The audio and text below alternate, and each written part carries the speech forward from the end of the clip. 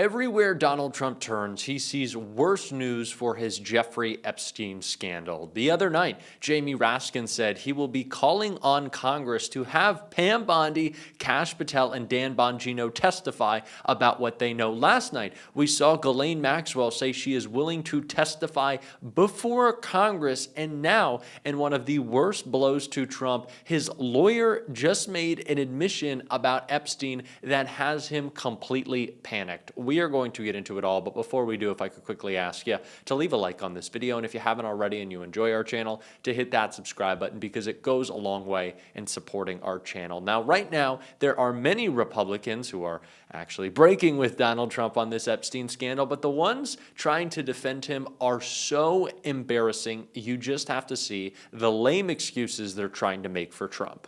And as I said, if somebody did something, if there is evidence of a crime committed, then prosecute them. In the absence of that, what are we talking about? You say there's a lot of nonsense. A lot of nonsense from whom? What do you think? Explain to me what you think the nonsense is here. Well, frankly, the fact that you're even covering this. I mean, I don't even understand, frankly, why we're spending a lot of time on Jeffrey Epstein. You know, the fact is he was a pedophile who was arrested. He committed suicide, and his, fixer, if you will, is being prosecuted. So at the end of the day, if there are people who were part of any crimes, then they should be prosecuted. But in the absence of that, what exactly are we looking to do? The information is there. It is well documented what he did, and beyond that, what exactly are we looking for? Understood. Just so you know, it's being covered because the deputy director of the FBI is said to have taken off work on Friday to protest the Justice Department's own handling of this, and there have been shouting matches reported inside the White House on this. So whether or not you think it's important, apparently there are people who are quite agitated about it, but I will move on. I do want to ask you, you're on the House Foreign Affairs Committee. All Donald Trump wanted to talk about on the campaign trail was conspiracies. Conspiracies about Joe Biden, then about Kamala Harris, then about how the DOJ was being weaponized against him, about Epstein. Donald Trump did not push these conspiracy theories. This is an important distinction. He exploited them. He exploited the victims of Jeffrey Epstein's crime to try to build this idea of a deep state that was after everyone, including Donald Trump, in which the reality is that Donald Trump is actually protecting those in what you would call a deep state. Donald Trump is looking after the billionaires. Donald Trump is looking after the elites, not just with a tax cut, but clearly he's protecting one billionaire, himself, from Jeffrey Epstein's files coming to the public view. That's what's happening right now. And why is the media covering this?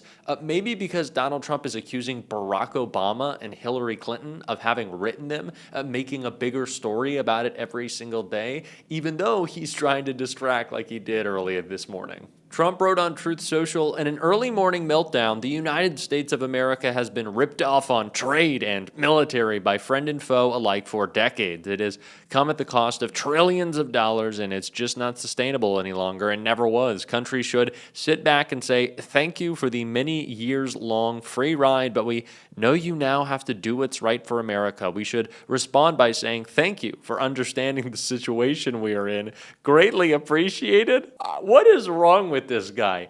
They are going to say this and we'll say, we really appreciate you understand. Like, what is the fantasy happening in his mind of these negotiations? No one is picking up the phone or calling Trump, and so he's just trying to create an imaginary scenario where people respect him as a negotiator, which they do not. And it's just an effort for Donald Trump to distract from how weak he is right now, not just with his own party, but in this whole presidency. And it's only made worse by a new claim about what his lawyer asked Jeffrey Epstein, and it's blowing up in Trump's face. Trump lawyer says he asked Epstein in final days if he had dirt on Trump. Donald Trump's former lawyer, David Schoen, who also represented Jeffrey Epstein in the weeks before his death in 2019, made the eyebrow-raising revelation in June that he asked his imprisoned client if he had dirt on Trump. The comments resurfaced Monday as a further twist to the already chaotic saga surrounding the Trump administration's handling of Epstein's files after a Justice Department memo leaked to Axios last week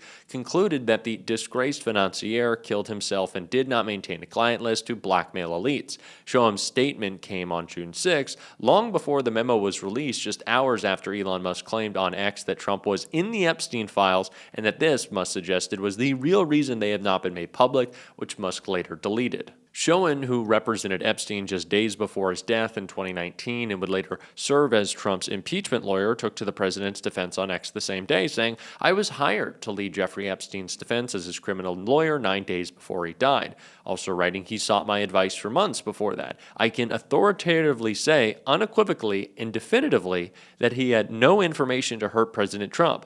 I specifically asked that." The statement, however, has become fodder for Trump's feuding supporter base, which has been consumed with infighting after the publishing of the Justice Department memo. The memo enraged some MAGA loyalists and prompted accusations of betrayal and a backlash against Attorney General Pam Bondi from figures like Tucker Carlson, Laura Loomer, and Steve Bannon. Trump has attempted to rally behind Bondi, dismissing the obsession with the creep Epstein in a cabinet meeting, and later pushing the idea that the Epstein files were a false flag authored by Obama, Clinton, Biden axis of criminals. So this post is resurfacing for a very important reason.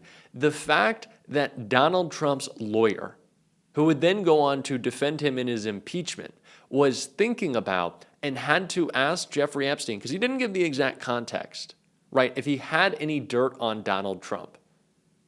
And I don't actually believe him saying that, no, he unequivocally didn't. I know why he asked Jeffrey Epstein if he had dirt on Trump. Because it would be a last-ditch resort to get a pardon. Like, right? Can't this be what we're imagining here? And you would say, well, no, he didn't get that pardon, and Trump didn't say anything. So, maybe it wasn't in. He's not in the Epstein files, according to Republicans. That's how they'd responded. I'd say, great, then release them. Right? If Donald Trump's not in them, why won't he release them? That's the question that consistently has to be asked here. Why not?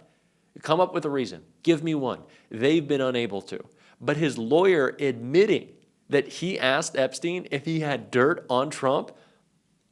So what did his lawyer think of his relationship with Trump? Someone who knows him and knows behind the scenes, has prejudicial information.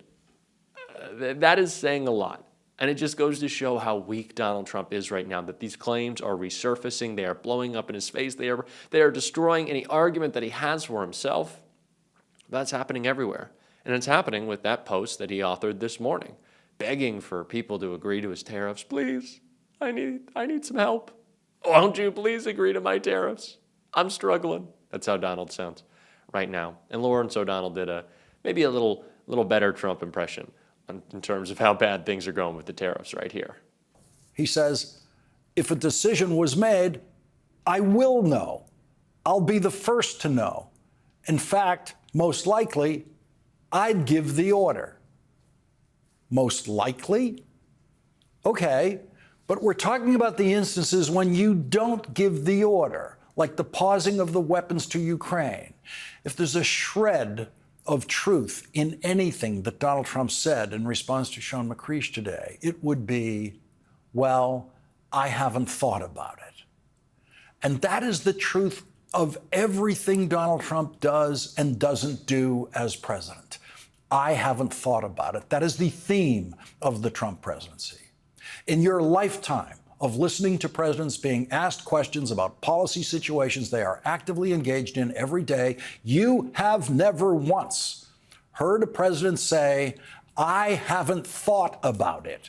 It takes Trumpian stupidity to say something like that.